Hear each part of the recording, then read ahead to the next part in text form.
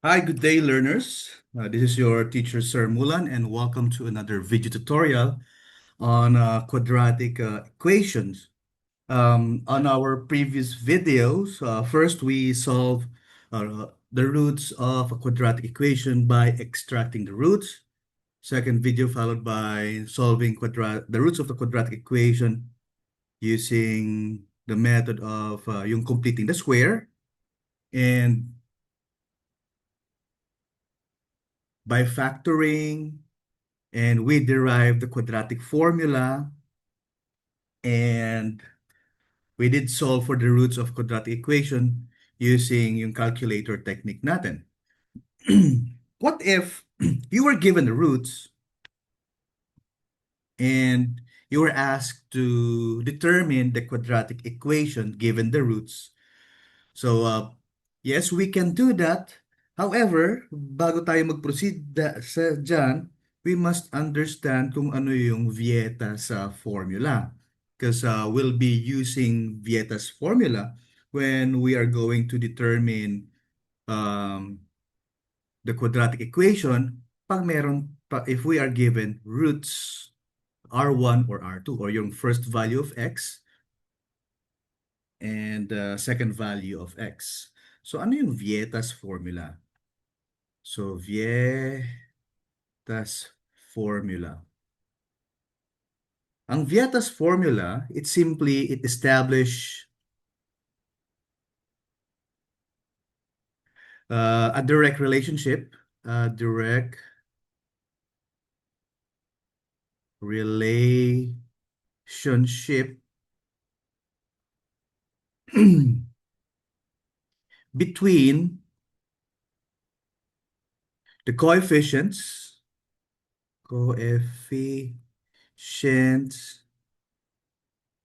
of a quadratic equation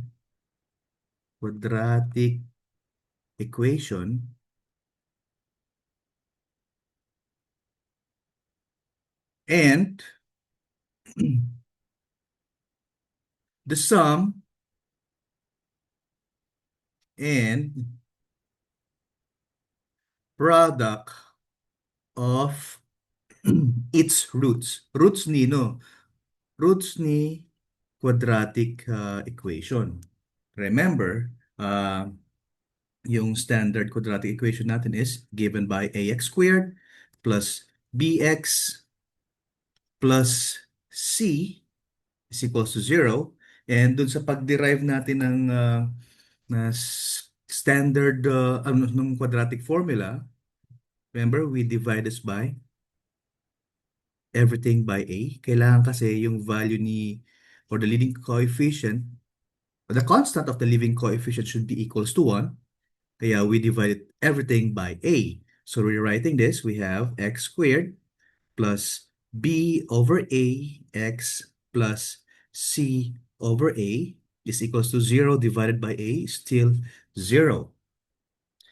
Ngayon, ano naman yung sinasabing direct relationship between ng coefficients, yung A, B, and C, sa sum and product of the roots of the given quadratic equation?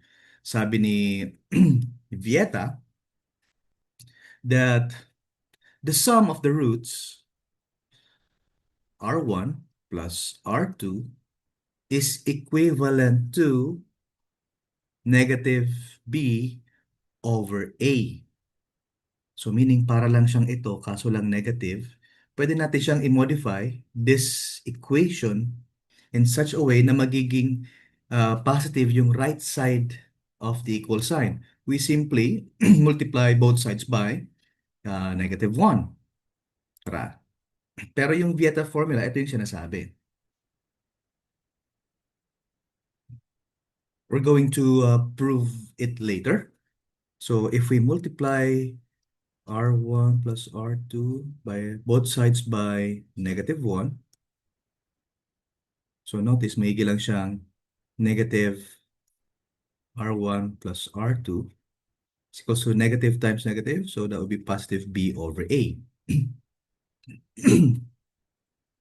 Kaya, This, a given, ano na to, we can replace it by um, x squared plus yung negative value niya, which is positive CBA, would be R1 plus R2 x plus C over A is equals to 0. And ito pala yung sum of the roots. And yung product naman ng roots is equivalent to R1 times R2 is equals to C over A. Kaya if we're going to replace C over A, pwede siya. So rewrite na natin. So positive times negative, we have x squared minus R1 plus R2 x plus yung product ng roots is equals to 0.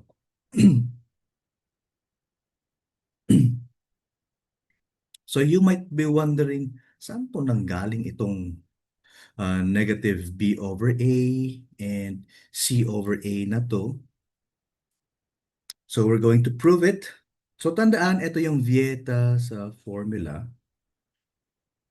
And other variation nito is or x minus r1, now the quantity of x minus r1 times the quantity of x minus r2 is equals to 0. So bale, we just factor the left side of the equal sign ng equation na to, kaya na-obtain natin itong equation na to, which we are going to prove later. All right, our first goal is prove natin to, negative b over a, if we add the roots R1 and R2. Remember, yung quadratic formula natin na x is equals to negative b plus or minus the square root of b squared minus 4ac all over 2a, which nahati sa dalawa. Yung x of 1 is equals to negative b plus square root of b squared minus 4ac all over 2a. And yung x of 2 naman is negative b minus the square root of b squared minus 4ac all over 2a. And notice na x of 1 is our first root and x of 2 is our second root. So we can say that this is our r1 and this is our r2 or root, the second root. Sabi doon, if we add R1 plus R2, ma-obtain natin si negative B over A. So let's replace, add this. So yung first value ni R1, which is negative B plus the square root of B squared minus 4AC all over 2A. Yan yung R1 na. Plus value ni R2, which is negative B minus square root of B squared minus 4AC all over 2a. Notice that we have similar fraction. When we say similar fraction, we have fractions with the same denominator. So copy lang natin we can add the numerators directly. So numerator ni R1, negative b plus square root of b squared minus 4ac plus yung numerator ni R2, b squared minus 4ac. And pwede nating i-copy lang yung denominator. That's 2a. Next step, we're going to distribute yung plus sign. Positive times negative, negative.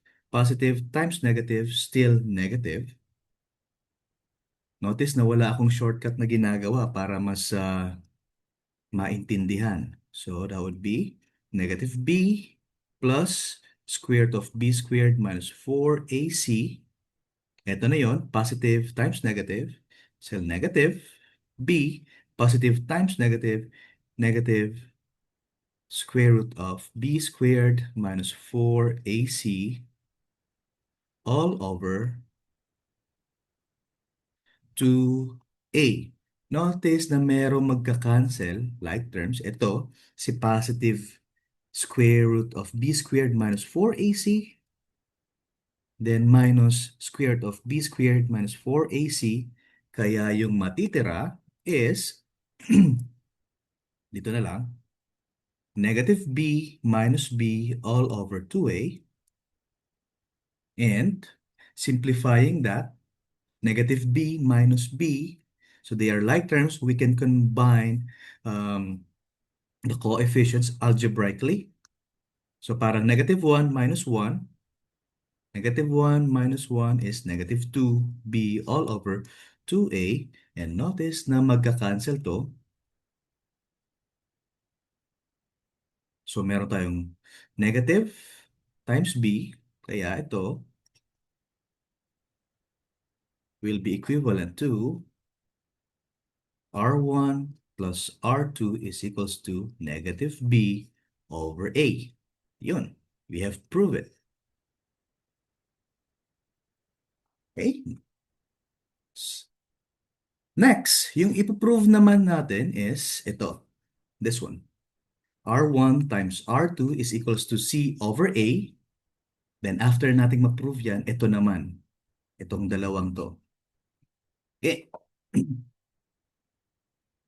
Okay, so sana malinaw kung how we arrive at a negative b over a when we add R1 and R2. Okay, and for our second derivation, if we multiply R1 by R2, para lang siyang negative b plus the square root of b squared minus 4ac all over 2a, imumultiply natin siya sa value ni R2, which is negative b minus the square root of b squared minus 4ac all over 2a. And sa fractions, we simply multiply the numerators and the denominators. So multiply natin numerators. Negative b plus the square root of b squared minus 4ac to be multiplied by the numerator of R2, which is negative b minus the square root of b squared minus 4ac, and multiply natin yung denominators, which is 2a times 2a. So sa numerator, we can perform FOIL method. So R1 times R2 is equals to negative b times negative b times negative b, then negative b times negative square root of b squared. So negative times negative, magiging positive. B square root of b squared minus 4ac. Ito yung product ni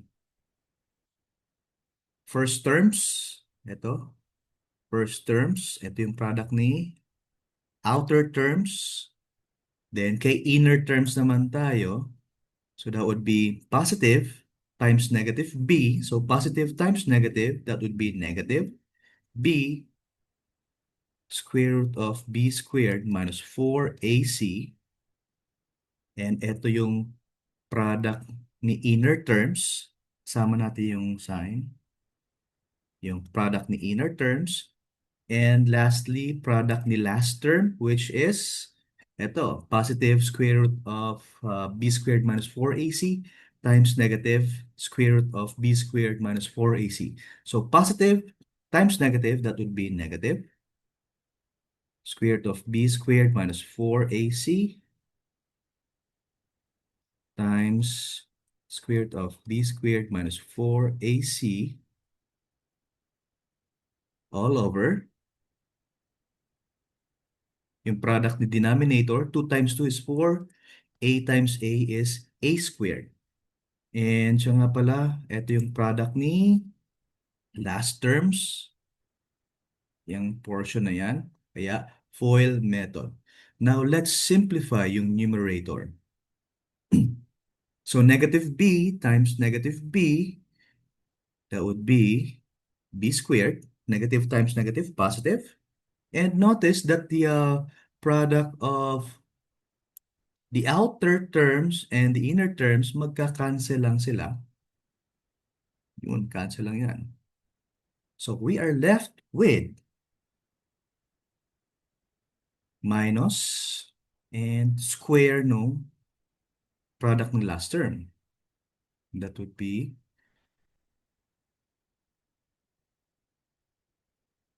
and naka-square siya all over 4a squared.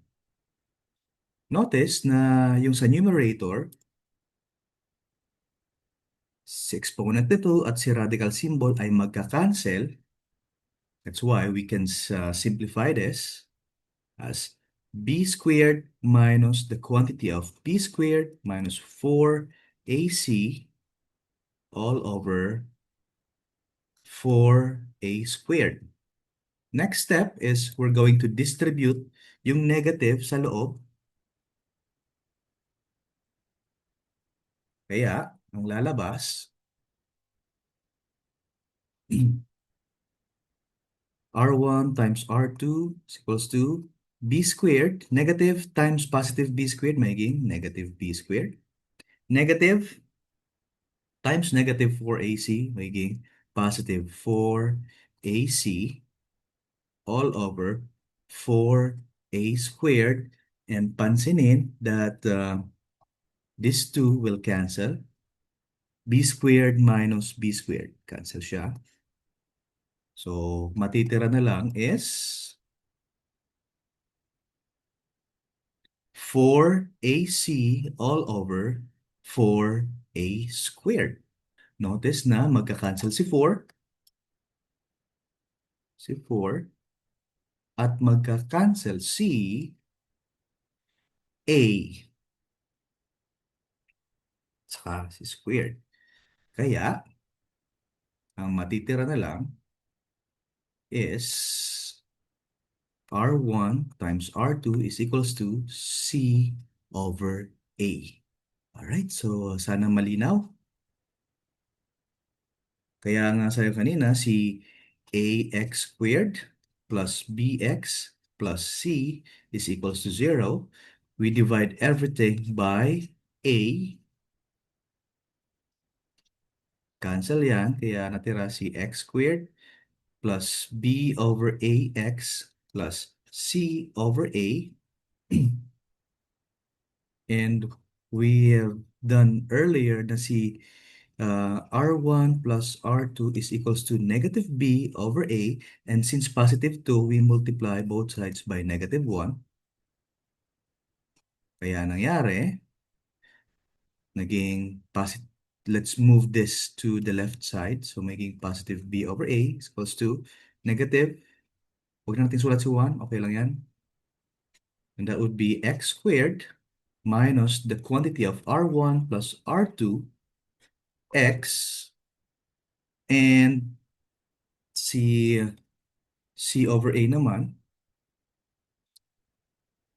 o si product ni R1 and ni R2 is equals to C over A and ito 0 to, so we can replace this by R1 and R2 is equals to 0, and that is the Vieta's formula.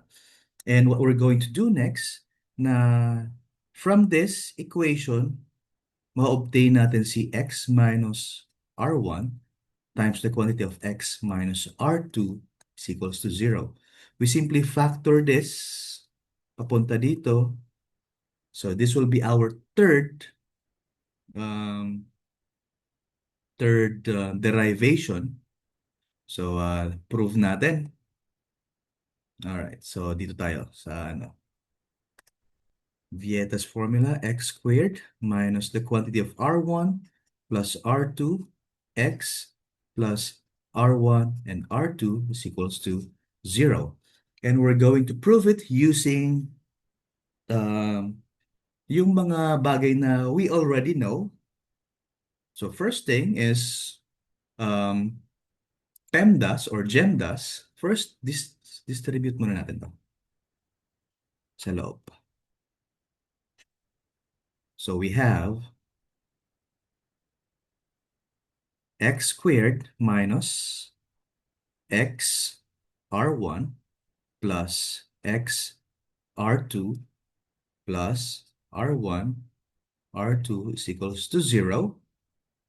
And next step is distribute natin si negative to every term sa loob ng parenthesis. So, ang mangyayari is x squared, negative times positive, so magiging negative, x r1, negative times positive, still negative, r2 plus r1, r2 is equals to 0. Then, we're going to perform factoring by grouping. So, ano yung common sa kanila at common sa kanila? So, let's deal first with first group. So, ang common sa first group is x. Factor out natin si x. So, x squared, that is, x is the common monomial factor of the first group. So, original term, x squared divided by the common monomial factor, which is x. So, x squared, lagyan natin dito as scratch. X squared divided by x, cancel si x, cancel si 2, matitira si x minus si original, x r1 divided by x, cancel si x, matitira si r1. Copy lang natin. X minus r1. Anong common sa kanilang dalawa? R2. R2. So, ano yung sign ni R2? Is it positive or negative? Let's check. If we multiply R2 by X, it should be negative R2. Since positive sila pareho, hindi pwedeng positive si R2. It should be negative. To double check, negative R2 times negative R1, so negative times negative, positive. Kaya tama to. Then, we can still factor this further. Yung common sa mga to is yung naka-parenthesis, which is x minus r1. Factor out natin. X minus r1. And we are left with x. Then, yung negative r2 is equals to 0. So, I do hope naintindihan kung saan nanggaling to. So, if we are given roots and we are tasked to determine the quadratic equation, we can use either ito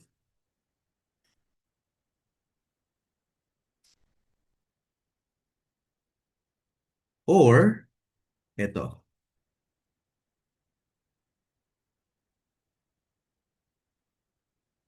Lalo na pagka mga given na roots ay yung may radical symbol, may imaginary, yun. So I do hope you were able to learn something today. So good day and God bless, and see you on my next video. And we are going to apply every formula na dinerive natin dito, particularly these two formula. On my next video, we're going to determine the quadratic equation given the roots. Okay, so good day and God bless. See you on my next video.